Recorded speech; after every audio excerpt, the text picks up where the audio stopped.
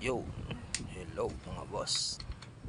For today's video ay magluluto naman tayo ng Tagalog pork steak ni Boss J.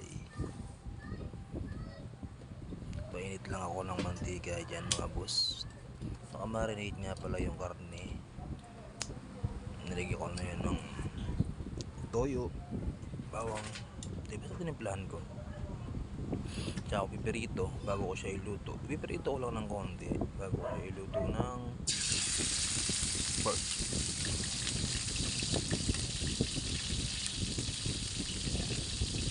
Pipirito na tayo dyan. Hinaan ko nga lang pala yun. Apoy medium lang.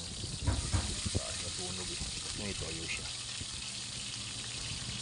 Pag nagpatuloy ko lang ang pipirito ko.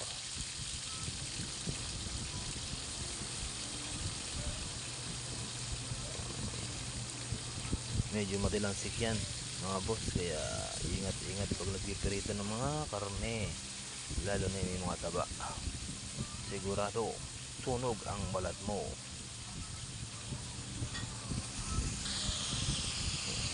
Yung nabaliktad na natin yan mga boss. Ipinagpatuloy ko lang ulit ang aking pagpipirito para pag niluto ko siya ay hindi siya ganun maghiwa-hiwalay o malusag tuloy, malusak.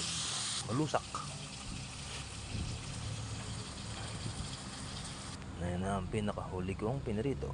Ayan, tapos and then maglalagay ako na dyan, ipirito ko dyan yung mga sibuyas na hiniwa ko. Konting pirito lang, hindi naman totally, pero hindi ako sure kung tama yung ginawa ko yan lang ang pagkaalam ko.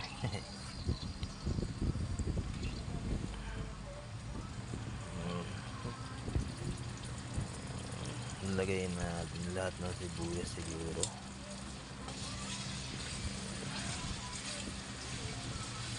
Okay, biling-bilingin lang natin para hindi siya mag-overcook.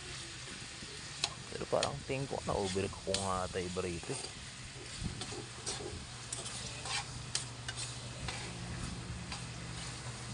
Megos lang natin yan mga yunzan. Ang tigas mo ay magpakuha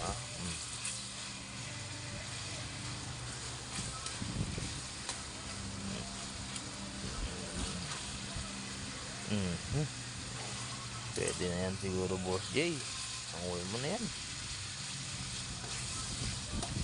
Dinagdagan ko pa pala siya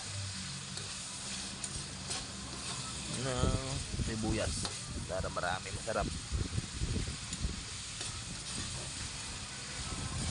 Kaya yung nauna parang naluto tuloy ng masyado. Yung ng sibuyas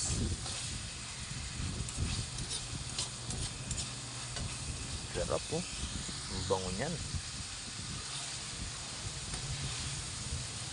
Yan, hanguin mo na yan Boss J.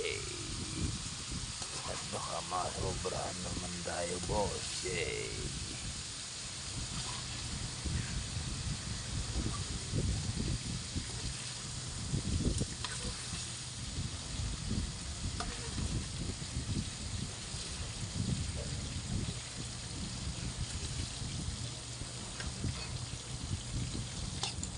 Okay na yan Boss J. Huwag mo na kunin yung mailiit. Sunod natin ilalagay dyan ay ayun yung pinaghiwaan ng sibuyas, yung sungot, yung dulo. Sayang eh. Lagyan natin dyan ngayon ang bawang pang.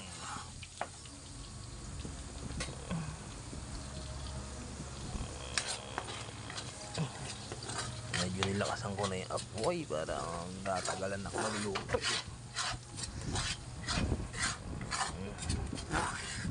Halo-halo lang natin yung bawang. Grabe ba maghalo ba? Galit na galit ba? Anong halakas maghalo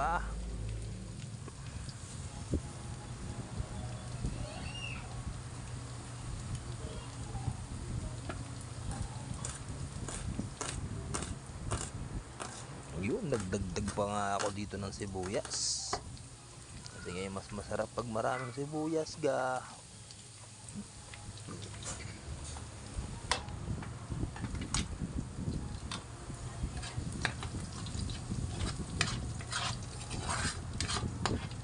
Itong bawang na ito ay katagal magpula. Pero pwede na yan. Mahit di pa siya ay maluluto rin yan mamaya. Ayan, at hinulog ko na ang aking mga sibuyas. Sabay halo.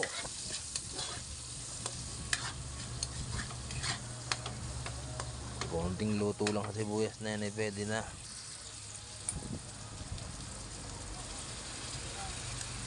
Ayan. Nilagayan ko nga pala yan insan ng mga palis.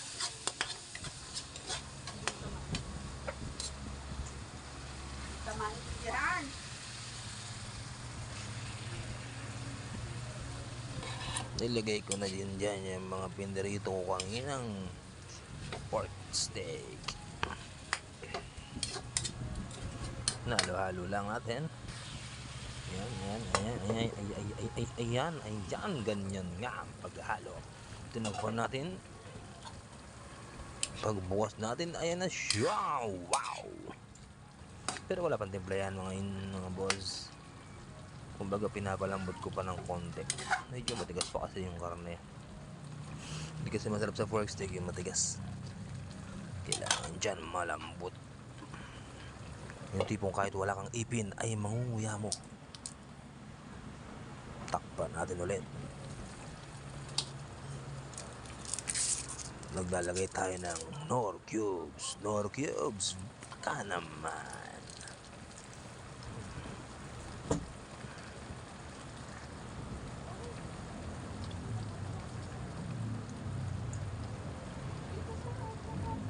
Lagay tayo ng toyo. Whoops na yan, Boss J. Napakarami naman natin ang nilagay mo, Boss J. Sabay halo. Sige, halo ng halo. Hanggang manuot ang lasa sa karne ng pork steak na rin. Kinurot ko. Matigas ba? Nakagat pa. Takpan natin ulit. Buksan natin ulit. Ayan na ulit ang lasa niya. Ano kaya itsura niya? Ayan na siya. Nilagyan ko na nga pa ng mga seasoning yan. At nilagyan ko rin ng oyster sauce. Baka naman.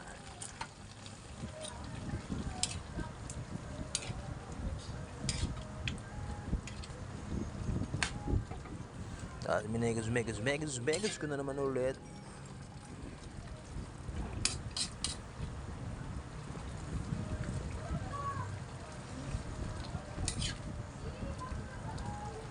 Medyo malambot na siya, ha? Nahihiwa na ng aking sandok.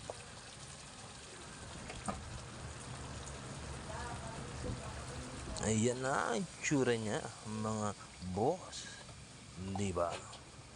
Oh, di ba? Nilagyan ko ng konting water para hindi naman masyadong tuyo. Para naman may sabaw naman ang ating Tagalog pork steak.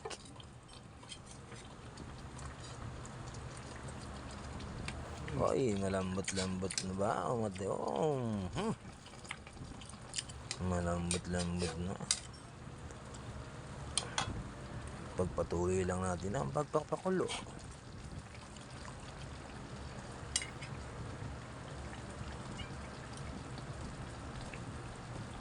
Nilagyan ko na nga pala yan mga boss ng kalamansi.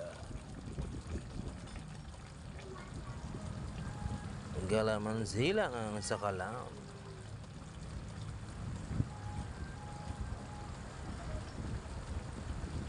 Medyo nahirapan ako ilagay yan kasi pansala ko lang,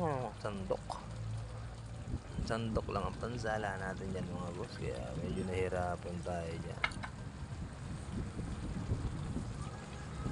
Alright,